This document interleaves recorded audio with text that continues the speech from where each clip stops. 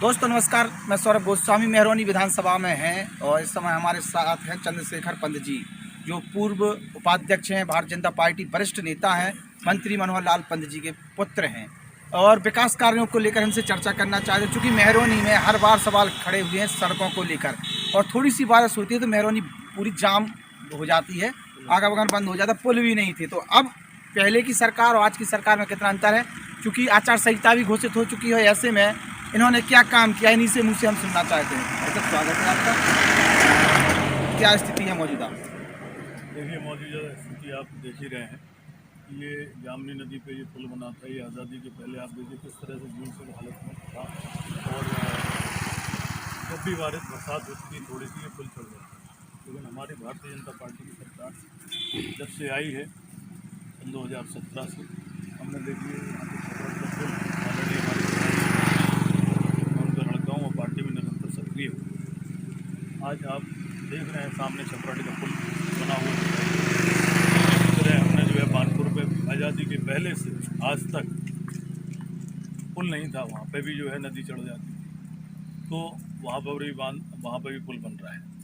आप लोग विपक्ष में रहे हैं, लंबे समय तक विपक्ष का दौर झेला है आपने उत्तर प्रदेश में खास तौर पर, तो आपको जनता की वो नब्ज मालूम थी, बिल्कुल जो मांगें उठ रही थी उस पर विशेष फोकस किया और आपको एक अच्छा खासा 4.5 साल का समय भी मिला।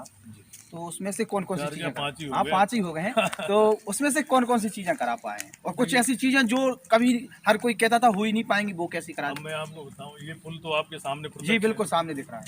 मेहरौनी के इतिहास में 4 पुल आदरणीय पिताजी ने, भारतीय जनता पार्टी हमारे आदरणीय योगी आदित्यनाथ जी ने 4 पुल की सौगात दी। पिताजी ने उनके लिए मेहनत की, चाहे ये आपको छपराड़ी का पुल हो, चाहे पिछली घाट का पुल, चाहे सौर नदी पर बालाबैट का पुल हो, शायद आप और बहुत सालों से पंडवन का पुल, वहाँ पे हमने 4 पुल की सौगात दी भारतीय जनता पार्टी। और जहाँ तक रोडों की बात है तो मैं जिला पंचायत सदस्य था उस समय, सन 2011 की बात है। सलैया से बालाबैट से सलैया तक वो रोड नहीं डल पा रही थी, करीब विगत 10 वर्ष हो गए थे, लेकिन हमने आदरणीय हमारे पिताजी के प्रयासों के माध्यम से वो रोड आज डल गई। तो लोग देखिए कितने प्रभावित हैं भारतीय जनता पार्टी की सरकार से कि लगातार जो है काम कर रही है और हमें कहीं जाना नहीं पड़ रहा है। लोग अपने आप ये कह रहे हैं कि नहीं, पुनः इनको आना चाहिए। आखिर भारतीय जनता पार्टी विकास के काम कर रही है तो उसका प्रतिफल है कि भाई हम लोगों को जो है जनता पसंद करती है। अच्छा, जो चीज़ें हुई हैं, पर्यटन स्थल बहुत बड़ा क्षेत्र है, आपने अभी जो बालाबैट वाले पुल की बात बताई, वहाँ से पूरा मध्य प्रदेश कवर होता है और वहाँ से कहीं ना कहीं सागर जिले में पहुँचने के लिए एक आसानी होती है, तो ये सब चीज़ें हुई हैं। लगातार पुल की मांगें हो रही थी और कोई चीज़ें जो ऐसी जो होना चाहिए जो नहीं हो पाई हों? बहुत बड़ी बात आपको बताएं कि वन विभाग से समस्याएं आती हैं। जी हाँ, हर कोई जैसे हमारे मड़ावरा में जो ठनगना पापड़ा इस तरह के गांव हैं, वहाँ तक जो है इसलिए सड़क नहीं डल पाती थी क्योंकि वन विभाग ऑब्जेक्शन करता है। लेकिन भारतीय जनता पार्टी की जब से सरकार आई, उन्होंने एक सामंजस्य बनाया, अब वन विभाग ने भी परमिशन दे दी है। डबल इंजन की सरकार का असर दिख रहा है। डबल इंजन की सरकार तो काम कर ही रही है, क्योंकि हर बार हमारे मोदी जी और योगी जी तो डबल इंजन की सरकार बोलते ही हैं। तभी ये वन विभाग की जगहों पर क्लियरेंस हुआ। आप देखिए धोर्रा में रणछोड़ धाम है, कितना फेमस है, बहुत पुराना में जो है इसका नाम है। वहाँ पे हम लोग 4 किलोमीटर की सड़क डलवा रहे हैं। ग्राम पारोल से पंडवन में वहाँ तक हम लोग जो है 4 किलोमीटर की सड़क डलवा रहे हैं। ठीक इसी तरह से इमला खेड़ा से दूधई नरसिंह मंदिर है जो है, वहाँ पे हम लोग सड़क डलवा रहे हैं। इन सबको जो है समझ लो 70 सालों से विगत जो पुरातात्विक और ऐतिहासिक हमारी जगह है। अभी तक लोग चर्चा करते थे कि हम पर्यटन पे काम करेंगे, लेकिन होता हुआ नहीं आया।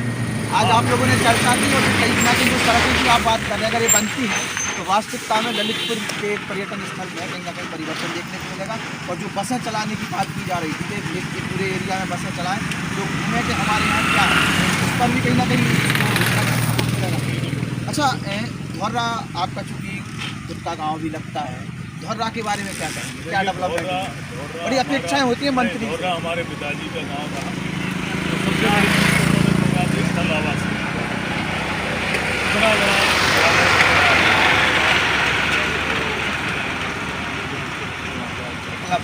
और एक एकलव्य विद्यालय वो अलग बन रहा है। और हमने जो है एक इंटर कॉलेज उसकी सौगात दी।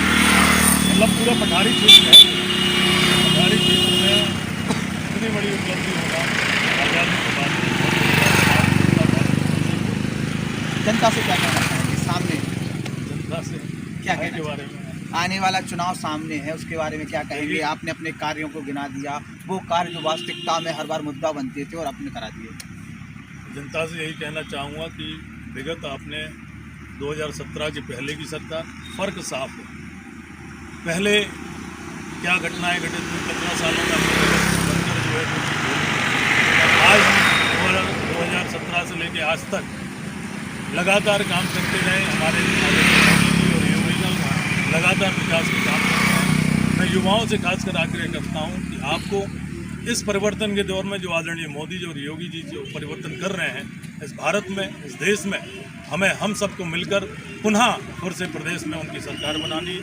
हम सबको मिलकर भारतीय जनता पार्टी की सरकार बनानी है, जिससे कि लगातार विकास के काम हो और हम आपके सुख दुख में ऐसे ही काम आते रहे, ऐसा आशीर्वाद दें। पुनः हम लोग आए और पुनः आपकी सेवा। ये चंद्रशेखर पंत जी थे, अपनी बात रख रहे थे।